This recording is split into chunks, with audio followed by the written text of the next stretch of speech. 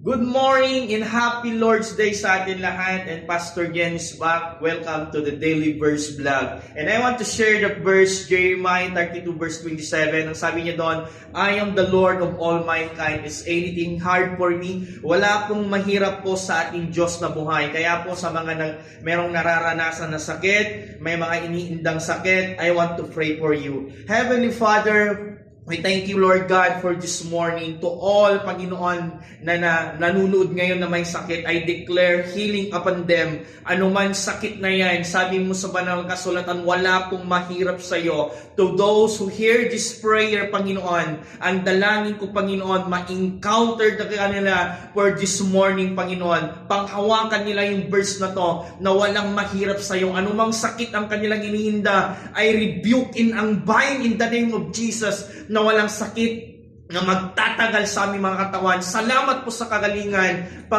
Salamat po, Panginoon, dahil wala ka pong katulad at hindi ka pa nagbabago noon magpakailanman. Salamat for this morning na maraming magtitestify na ginamot mo sila, Panginoon. Itong aming samot dalangin sa pangalan ni Jesus. Amen. Panginoon, i-bless mo po ang mga nanonood sa channel na to. At kapatid, kung meron kang sakit, panghawakan mo po yung verse na yon, na wala pong mahirap sa ating Diyos na buhay.